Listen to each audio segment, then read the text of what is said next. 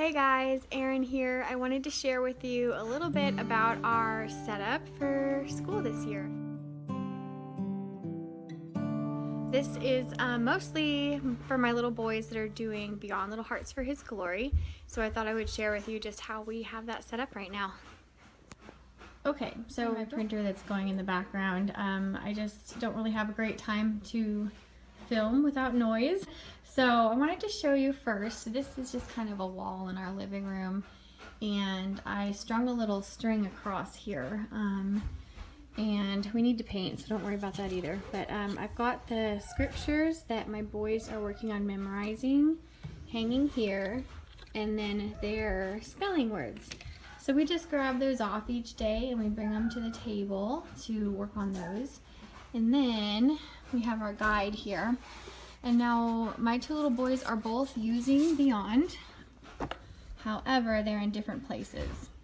So we started this last year, and my older son did just fine with it, and he was doing great. My younger son still needed some work on some of the basics, and this wasn't the best fit for him, I didn't think, last year. So he's starting it fresh this year.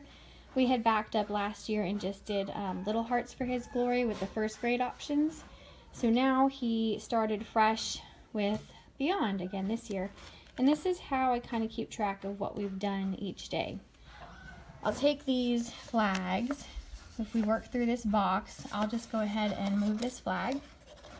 It's hard to do it with one hand, but I'll show you guys. And then we'll turn the page and just place it on the next day. That way we just kind of work towards getting all of our little stickies moved to the next day, and then we know that we've finished everything, and it just makes it a little bit colorful and, I don't know, a little bit fun to see what we've accomplished.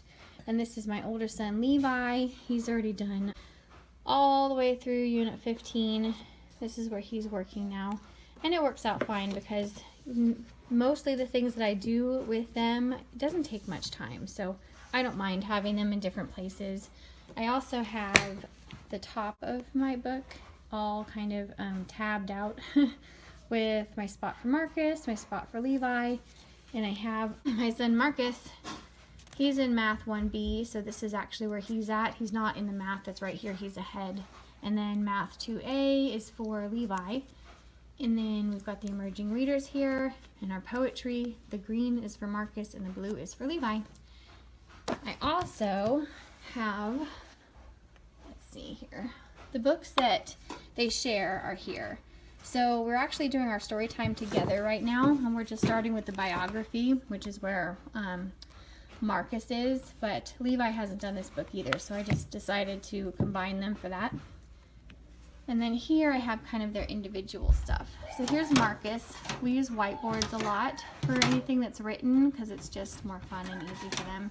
He's finishing the reading lesson still, and then this is his poem, and his copy work is right underneath it. And I actually will play 2 songs for them to do their copy work to, so they know as long as those 2 songs are playing that they need to be working on their copy work, and when they're over, then copy work is done and we move on to the next thing. And this is Levi's over here. He is reading this Early Reader's Bible. He's just beginning the emerging readers, and then he has his board. I don't know why he has 2. He snagged somebody else's. And then here is his.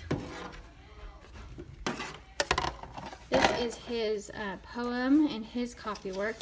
Now with him, I actually don't have, like with Marcus, since Marcus is a bit younger, I have his typed up so that he can copy right underneath where it's already written. And then Levi has his, where he actually will copy from this page onto his paper. So he'll take this out, and I actually folded it over so he only sees a little bit of the poem at the time, so he doesn't get overwhelmed with how much there is to write. And that seems to work well for him. And then he has, right here, I started preparing to build English 2 with him.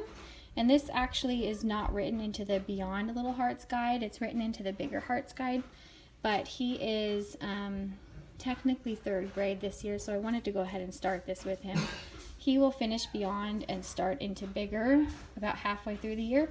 So that was just personal preference. I wanted to go ahead and start this with him. And we do this out loud, and we use the whiteboard for anything that I do have him write. And then I also have, this is Floss. This is the optional reading book that goes along with the emerging readers. In the guide, let me show you real quick. In the guide here, when you find the emerging readers, you also have some optional reading material right here. So here's Unit 1. This is where we are, and he's reading in his Early Reader's Bible. But we also picked up Floss. So this is our optional title. So what I'll do with him is we'll read through the Early Reader's Bible first, and then after the rest of his lesson work, then we'll go through and read Floss later in the day or at the end of the time that I spend with him. And we kind of made it fun by also getting this guy. When I ordered the book off of Amazon, I ordered Floss off of Amazon, there was also this little guy that was a suggestion that popped up, and I thought that would be really fun. So what they did, my kids, my daughter actually made this for my son. This is the little water bowl made out of clay because they're adorable, and they had to make a house for this guy. So Floss now has a little collar. It's a little border collie. He loves it. It kind of makes graduating from phonics into reading real books more fun for him. So Floss is a little bit of a challenge for him reading wise, but it's been much more fun, I think, because he actually brings Floss along when we read about Floss. So that's what we do for his reading. So that's kind of our setup for Beyond. Their math books are actually down here, and just any kind of projects or catch-all stuff. And I have our spelling list 2 is in this tin. If you want to see the video on how I made that, I will link it in the description. And I've got list 1 over here that my younger son is doing. And here's our cards. So whenever we get a new scripture memory verse, we take it out of the cards here and we will hang it up on our line. And then all of our books that we have coming up are all in this shelf here. And I also mark all of my books with tape so I can see where they belong if they happen to get taken out. So this one, for instance, let's see. This is from Beyond, and it is the nonfiction reader. One of them. I have a couple of them actually. And then you'll see they're all labeled. We won't read all of these, but these are the ones we have to choose from. A lot of these are storytime titles. I actually think maybe all of these are storytime titles. So that's where I keep them, and we will choose from those whenever we get to our next book. We like read aloud, so we might read through more than the guide suggests, but we might not. I don't know. We don't really, when we go to do our reading time, our story time, we don't always follow the guide. We just read the next portion and we narrate, and that seems to work well for us. So that's our little setup. I also wanted to share about this sign here.